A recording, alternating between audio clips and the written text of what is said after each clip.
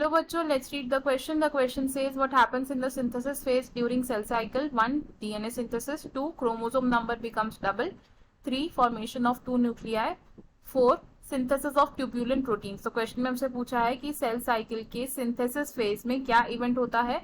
हमें 4 ऑप्शन दिए, हमें इनमें से करेक्ट ऑप्शन को चूज करना है. तो सबसे पहले क्या करेंगे, हम इस क्वेश्चन में की कॉन्सेप्ट को समझेंगे.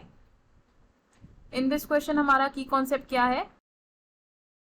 सेल साइकिल क्या होता है. सेल साइकिल यानी कि एक सीरीज ऑफ सीक्वेंशियल इवेंट्स जिनमें क्या होता है, एक पेरेंट सेल डिवाइड करता है into daughter cells. Cell cycle के 2 स्टेजेस होते हैं. वो 2 स्टेजेस कौन कौन से हैं. फर्स्ट स्टेज को हम बोलते हैं interface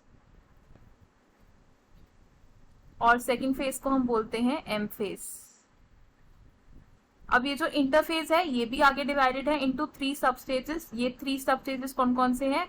gap 1 phase, synthesis phase और गैप 2 फेज.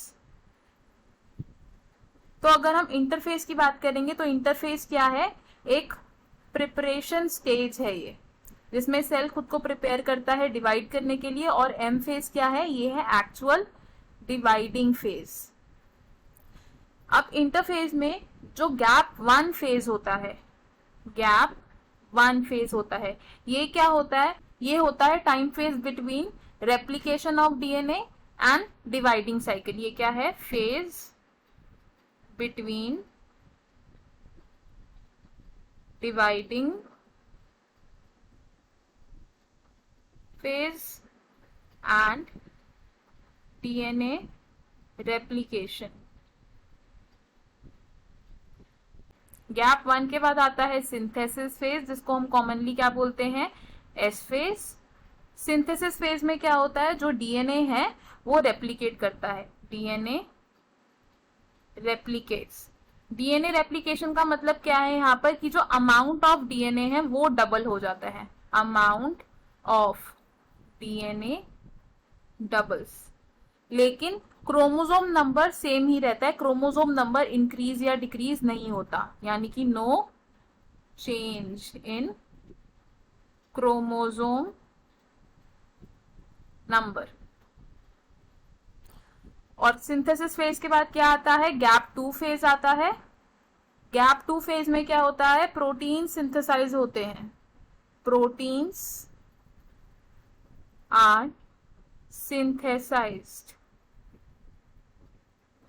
तो हमें हमारे क्वेश्चन का आंसर मिल गया. क्वेश्चन में हमसे क्या पूछा था कि सेल साइकिल के सिंथेसिस फेज में क्या होता है, तो हमारा आंसर क्या रहेगा इसमें, ऑप्शन 1 यानी कि डीएनए सिंथेसिस. तो हम क्या लिखेंगे, ऑप्शन 1 इज करेक्ट. देख लेते हैं बाकी ऑप्शंस क्यों इनकरेक्ट है. ऑप्शन 2 से क्रोमोसोम नंबर बिकम्स डबल, लेकिन क्रोमोसोम नंबर चेंज नहीं होते इन द सिंथेसिस फेज, इसलिए ये ऑप्शन रॉन्ग है. ऑप्शन 3 से फॉर्मेशन ऑफ 2 न्यूक्लियाई, तो न्यूक्लियाई की फॉर्मेशन होती है ड्यूरिंग कैरियोकाइनेसिस, ना कि सिंथेसिस फेज, तो इसलिए ऑप्शन भी रॉन्ग हो जाएगा.